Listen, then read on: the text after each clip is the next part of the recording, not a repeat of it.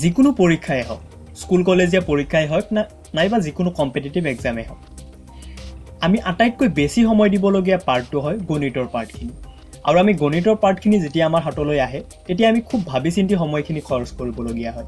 আৰু সেই সময়খিনিত যদি আমাৰ ওচৰত কিছুমান এনেকুৱা ট্ৰিক থাকে যিবিলাক ট্ৰিকৰ সহায়ত আমি গণিতৰ হিচাপ নিকাচবিলাক অতি কম সময়ৰ ভিতৰত কৰিব পাৰে, তেতিয়াহ'লে আমাৰ সময়খিনি থাকি যায় আৰু আমি বেছিকৈ প্ৰশ্ন উত্তৰ কৰিব পাৰোঁ। চ' আজিৰ পৰা আমি জবিন আছামত এটা নতুন ছেগমেণ্ট আৰম্ভ কৰিম, য'ত আমি কিছুমান মেথছৰ ট্ৰিক আমি আলোচনা কৰিম। আৰু সেইবিলাক মই গেৰাণ্টি দিব পাৰোঁ যে সেইবিলাক ব্যৱহাৰ কৰি আপুনি যিকোনো কম্পিটিটিভ এক্সামত খুব কম সময়ৰ ভিতৰত আপুনি যিকোনো হিচাপ নিকাচবিলাক কৰিব পাৰিব। চ' বলক আজিৰ ভিডিঅ'টো ষ্টাৰ্ট কৰোঁ।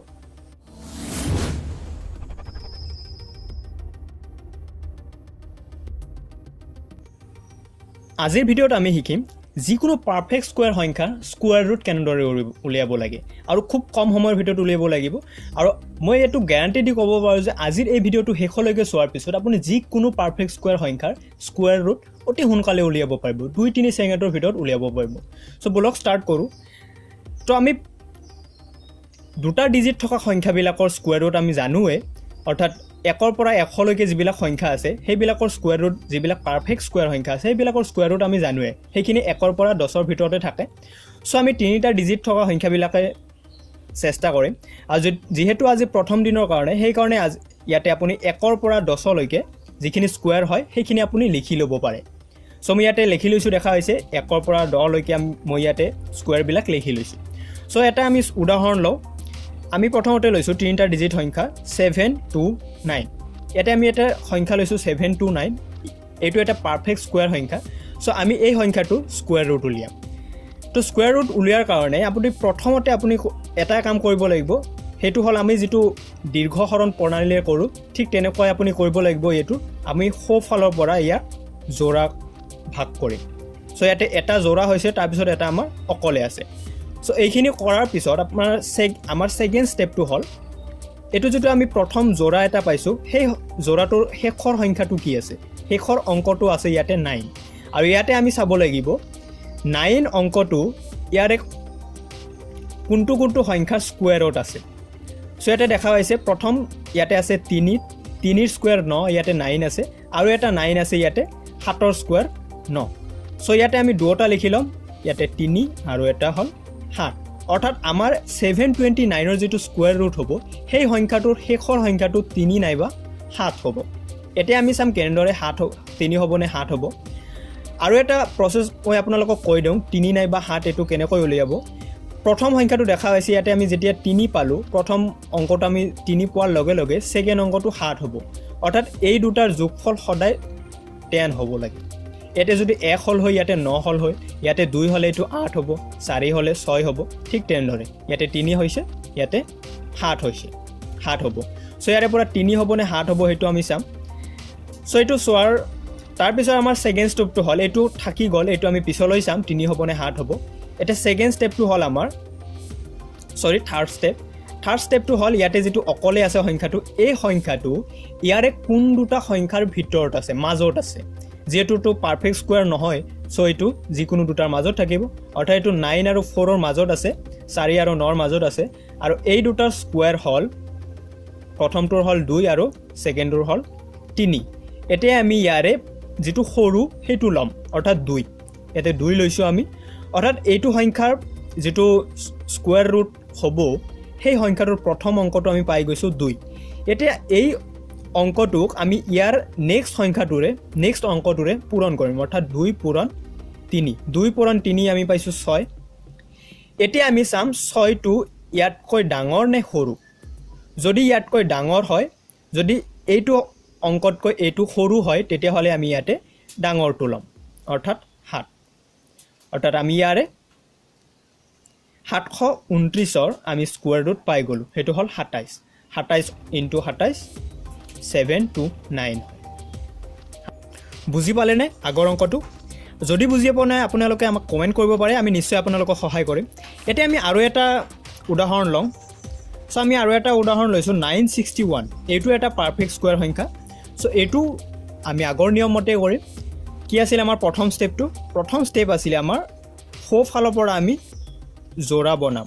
সো প্ৰথম আমি জোৰা বনাইছো এটো আছে 61 আৰু নেক্সটটো আমাৰ অকলে আছে 9 আৰু তাৰ পিছত আমাৰ সেকেন্ড স্টেপটো আছিল কি আছিল আমি ইয়াৰে যেটো প্ৰথম অংকটো আছে সেই অংকটো ইয়াৰে পাৰফেক্ট স্কয়াৰত কোনটোত আছে অৰ্থাৎ 1 ৰ পৰা 10 লৈকে স্কয়াৰ যিবিলাক আছে সেইবিলাকৰ কাৰ আছে সো আমি প্ৰথমতে এটা পাইছো 1 ত আছে হয় না তাৰ পিছত আমি আকৌ ইয়াতে পাইছো 9 ত আছে 9 ৰ অৰ্থাৎ 81 আৰু 81 ৰ শেষৰ আছে 1 অৰ্থাৎ এটো হ'ব 9 এতিয়া আপোনালোকক মই আগতে কৈছো যে এই দুটাৰ যোগফল সদায় 10 এ হ'ব সদায় এই দুটাৰ যোগফল 10 হ'ব আমি আগৰটোটো পাইছিলো 3 আৰু 7 আছিল যত 3 আৰু 7 প্লাস কৰিলে 10 হয় আৰু ইয়াটো আমি দুটা পাইছো 1 আৰু 9 আৰু এই দুটা প্লাস কৰিলে 10 হয় সো এটা আপুনি সদায় মনত ৰাখিব যদি আপুনি প্ৰথমটো পালে তেতিয়া হলে নিশ্চয় আপোনাৰ নেক্সটটো সদায় 9 এ হ'ব সৰি হেতুৰ 10 ৰ পৰা মাইনাস কৰি দিব আপুনি নেক্সটটো পাই যাব এটা আমি চাও আমি জানিলো ইয়াৰে আমাৰ যেটো সেকেন্ড সংখ্যাটো হ'ব হেতু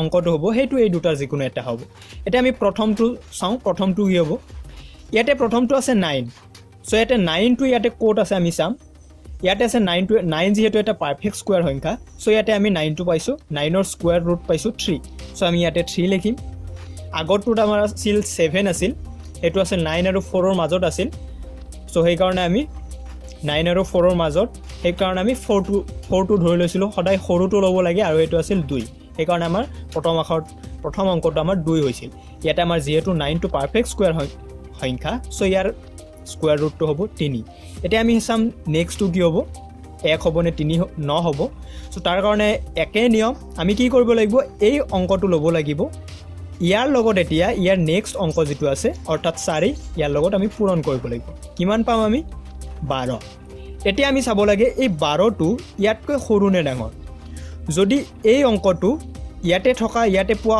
সংখ্যাতকৈ আমি সৰু হয় তেতিয়া হলে আমি ইয়াতে সদায় সৰুটোহে লম অৰ্থাৎ 1 আগৰ অংকটোত আপোনালোকে দেখা পাইছিল ইয়াতে আছিল 7 ইয়াতে 7 আছিল আৰু ইয়াতে পাইছিলো আমি 6 অৰ্থাৎ 2 * 3 পাইছিলো আমি 2 * 3 6 পাইছিলো আৰু এটো যেটো সৰু আছিল সেই কাৰণে আমি ডাঙৰটো লৈছিলো অৰ্থাৎ এটো ডাঙৰ আছিল সেই কাৰণে আমি ডাঙৰটো লৈছিলো ইয়াতে সৰু আছে ইয়াতে এইটো সৰু আছে এইটোতকৈ সেই কাৰণে আমি সৰুটো লৈছো ক্লিয়াৰ ঠিক আছে এতিয়া আমি এতিয়াও যদি আপুনি কিবা অসুবিধা পাই আছে তেতিয়া হলে আপুনি কমেন্ট কৰক আমি আৰু ভালকৈ বুজাই দিম আপুনি ভিডিওটো আকৌ এবাৰ চাব পাৰে এতিয়া আমি চাও 4টা ডিজিট থকা সংখ্যাবিলাক সেম ইয়াতে আমি একে প্ৰসেছত কৰিছো দুটা সো আপুনি সহজতে কৰিব পাৰিব এতিয়া আমি আৰু এটা উদাহৰণ লওঁ 4টা ডিজিটৰ সংখ্যা 3136 এটো এটা পাৰফেক্ট স্কয়াৰ সংখ্যা সো ইয়াৰ স্কয়াৰ ৰুট উলিয়াম আমি ইয়াৰ কাৰণে সেম প্ৰসেস আমি কি কৰিব লাগিব প্ৰথমতে আমি কৰিব লাগিব জোৰা কৰিব লাগে জোৰা বনাব লাগে সো জোৰা বনাইছো এতিয়া জোৰাৰ আমাৰ সেম প্ৰসেস জোৰাৰ আমি কি চাব লাগে ইয়াৰ শেষৰ অংকটো ইয়াৰ কোড আছে ইয়াৰ শেষৰ অংকটো ইয়াতে দেখা হৈছে 4 ৰ স্কয়াৰ 16 ত আছে আৰু এটা আছে যেটো 4 ৰ স্কয়াৰত আছে আৰু এটা নিশ্চয় থাকিব 6 ৰ স্কয়াৰত অৰ্থাৎ 4 + 6 কিমান হয় 10 এই কাৰণে নেক্সট ইয়াতে দেখা হৈছে 6 সো এই দুটাত 6 আছে অৰ্থাৎ আমাৰ শেষৰ সংখ্যাটো হয়তো 4 হ'ব নহয়বা 6 হ'ব ক্লিয়াৰ এতিয়া আমি চাও এতিয়া আমাৰ কাম এইখিনি সংখ্যাক লৈ নেক্সট জোৰাটো লৈ সো এই জোৰাটোত আমি কি চাব লাগে এই জোৰাটো ইয়াৰে কোনটো ইয়াৰে কাৰ মাজত আছে আৰু যদি পাৰফেক্ট স্কয়াৰ আছে তেতিয়া হলে আৰু ভাল আৰু যদি পাৰফেক্ট স্কয়াৰ নহয় তেতিয়া হলে ইয়াৰে কাৰ মাজত আছে 31 নিশ্চয় 36 আৰু 25 ৰ মাজত থাকিব 25 তকৈ বেছি আৰু 36 তকৈ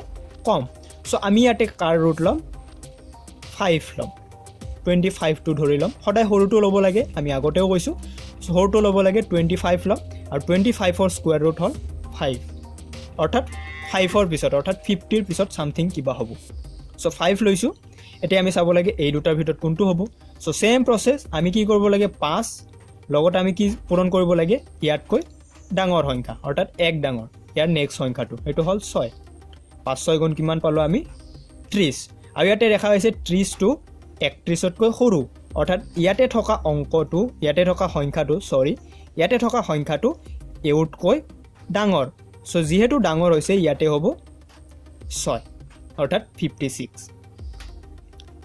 ক্লিয়াৰ সো এনেকৈ আপুনি নিজেও ঘৰত চেষ্টা কৰক আৰু চেষ্টা কৰি ভিডিঅ'টো আকৌ এবাৰ যদি আপুনি পাৰা নাই ভিডিঅ'টো আকৌ এবাৰ প্লে কৰি চাব পাৰে আৰু এনেকৈ আপুনি ঘৰত চেষ্টা কৰি থাকোঁতে আপোনাৰ প্ৰেক্টিছ হৈ যাব আৰু গণিত সদায় প্ৰেক্টিছৰ ওপৰতে নিৰ্ভৰ কৰে আপুনি কিমান প্ৰেক্টিছ কৰিছে সেইটোৰ ওপৰত নিৰ্ভৰ কৰি আপোনাৰ গণিতবিলাক ট্ৰিকবিলাক মনত থাকে সো যিমান পাৰে সিমান বেছিকৈ প্ৰেক্টিছ কৰক বেলেগ সংখ্যালৈ প্ৰেক্টিছ কৰক তেতিয়াহ'লে আপোনাৰ ক্লিয়াৰ হৈ যাব সো ইয়াৰ পিছৰ ভিডিঅ'টোত আমি চাম ইমপাৰফেক্ট অৰ্থাৎ যিবিলাক স্কুৱেৰ ৰুটত দশমিক আহে ইমপাৰফেক্ট সংখ্যাবিলাকৰ ইমপাৰফেক্ট স্কুৱেৰ ৰুট কেনেকৈ উলিয়াব লাগে ইমপাৰফেক্ট সংখ্যাবিলাকৰ সেইটো আমি চাম সো এইটো ভিডিঅ' লাইক কৰক আৰু শ্বেয়াৰ কৰক আৰু এইটো ভিডিঅ'ৰ ওপৰত নেক্সট ভিডিঅ'টো যাতে আপোনাৰ সো ভিডিঅ'টো লাইক কৰক শ্বেয়াৰ কৰক আৰু যদি কিবা অসুবিধা পায় কমেণ্ট কৰিব আৰু যদি আপুনি আমাৰ চেনেলৰ নিউ ভিজিটৰ্ছ হয় তেতিয়াহ'লে ছাবস্ক্ৰাইব কৰি থওক যাতে আমাৰ নেক্সট যিটো ভিডিঅ' আছে ইমপাৰফেক্ট সংখ্যাবিলাকৰ কেনেদৰে স্কুৱেৰ ৰুট উলিয়াব লাগে সেইটো আমি ট্ৰিকবিলাক জানিম সো সেইটো যাতে আপুনি মিছ নকৰে তাৰ কাৰণে ছাবস্ক্ৰাইব কৰি বেল আইকনটো প্ৰেছ কৰি দিব সো ফ্ৰেণ্ডছ থেংকছ ফৰ ৱাচিং